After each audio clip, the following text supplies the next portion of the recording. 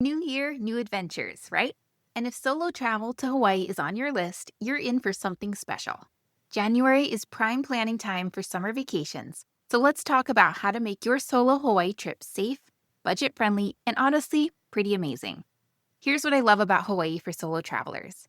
It's perfect for first timers. You've got the safety of being in a US state, English is the primary language, but you still get the exotic island vibe. And honestly, Hawaii is designed for people who want to do their own thing. Let me share something personal. While I normally travel to Hawaii with friends or family, I've done a couple of solo trips, and it's a whole different vibe. I love grabbing takeout to eat on my lanai because I feel super awkward eating alone in restaurants. I get island lattes to sit by the pool while reading my Kindle, shop the cute boutiques at my own pace, and just be around people without having to fully interact, which can be draining. That's the beauty of solo travel in Hawaii. You get to choose your own adventure. Stay tuned for my top planning tips.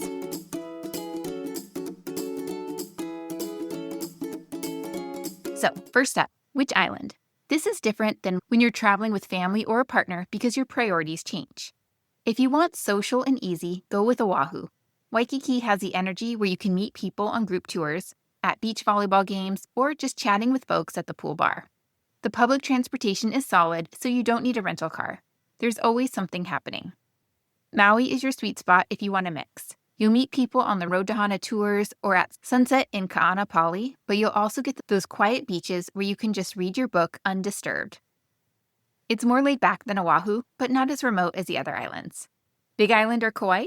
These are for solo travelers who want adventure and retreat. You're going to want a rental car, you'll spend more time solo hiking or exploring volcanic landscapes, and the vibe is more independent. Amazing for the right person, but know what you're getting into.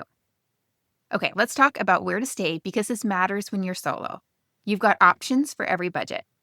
College students and budget travelers, listen up. Hostels are a thing in Hawaii. Places like the beach Waikiki or Hosteling International Honolulu run about $50 to $70 a night. You'll meet other travelers, there are shared kitchens, and honestly, you're not spending much time in your room anyway when you're in Hawaii. For the millennials treating themselves, boutique hotels are where it's at. The Surfjack Hotel in Waikiki has this retro vibe with live music by the pool almost every night, happy hour specials, and a really social atmosphere without being a party hostel. The Lelo Waikiki is another great option with that mid-century modern feel and nightly entertainment.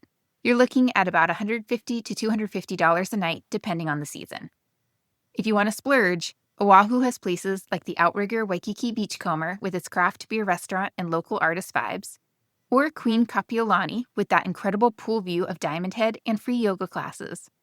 On Maui, look at the Andes Maui at Wailea or properties in the Ka'anapali area. Here's the thing about hotel pricing in Hawaii. Single supplements aren't as brutal as they are in Europe or on cruises. Most hotels just charge per room, not per person. But Hawaii isn't cheap overall, so look for deals during shoulder seasons, which is April to May and September through November, tend to have better rates. Speaking of budget, solo travel in Hawaii has some unique cost challenges. You can't split a rental car, you can't split accommodation, and you can't split that $230 luau ticket. So you need to be strategic. Skip the rental car if you're staying in Waikiki.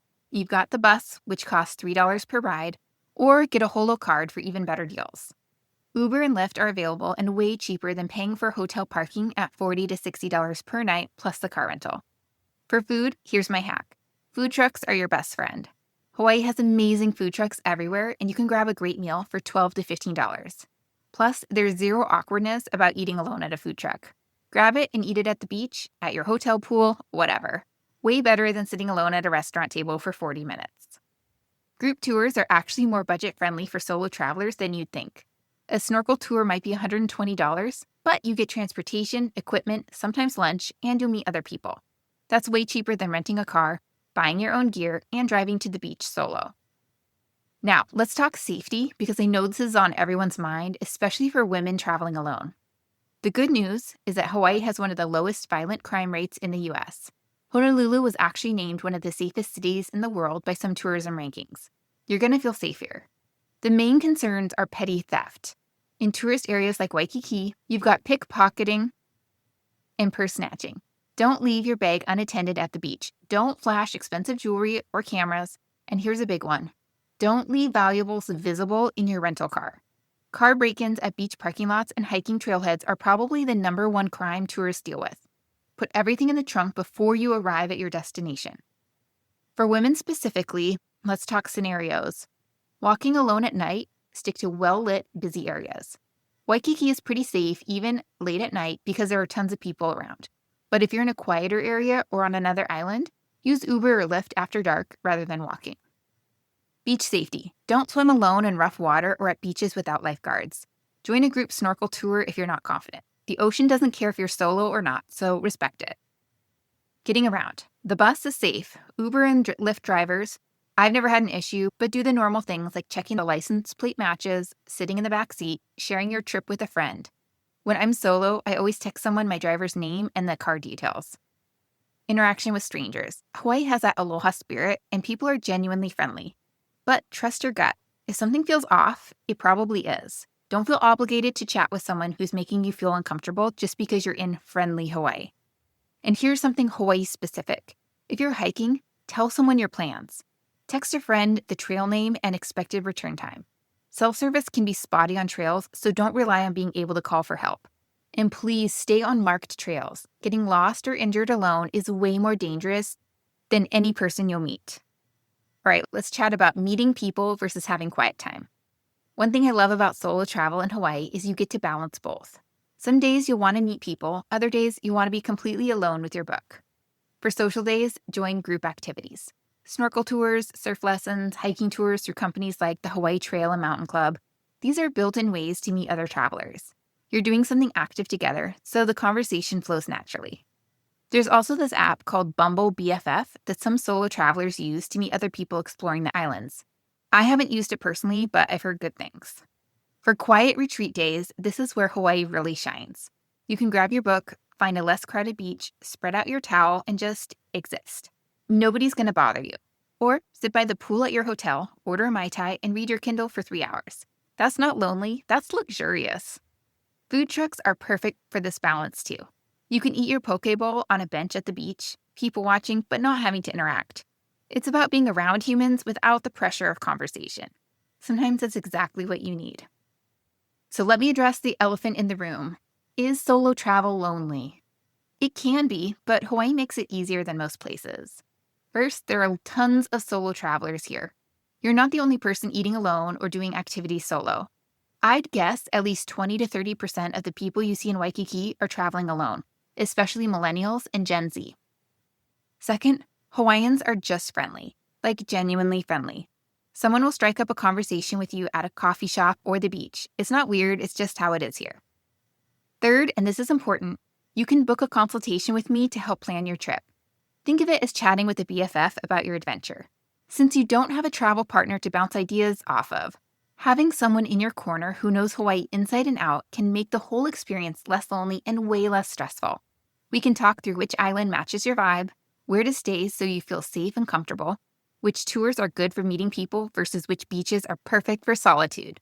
It doesn't have to be a lonely experience, and having that personalized guidance can make all the difference. Okay, here's a quick word on tours versus independent exploration.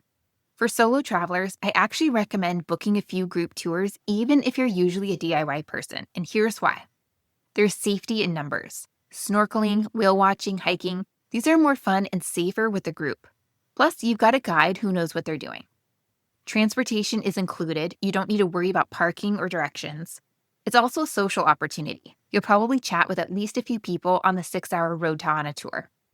But also, build in independent days. Rent a beach chair, grab a book, or just be by yourself for a day. That balance is what makes solo travel in Hawaii work. So here's the bottom line. Solo travel to Hawaii isn't just doable, it's honestly incredible if you set it up right. Choose your island based on your social needs. Budget strategically by skipping the car rental in Waikiki, eating at food trucks, and joining group tours. Stay safe by trusting your gut, avoiding isolated areas at night, and not leaving valuables in your car. And embrace both the social moments and the quiet retreat time. Hawaii is one of those places where you can truly unplug and recharge. Or you can meet amazing people and have adventures. When you're solo, you get to decide what kind of day you're having, and that's pretty special. If you want help planning your solo Hawaii trip, figuring out which island, where to stay, what activities to book, I'd love to chat with you. Think of it as having a knowledgeable friend in your corner who can help you design a trip that's safe, within budget, and perfectly matched to what you're looking for. hawaiitravelwithkids.com/Hawaii-travel-consultant to book a consultation. Mahalo for listening, and here's to your solo Hawaii adventure in 2026.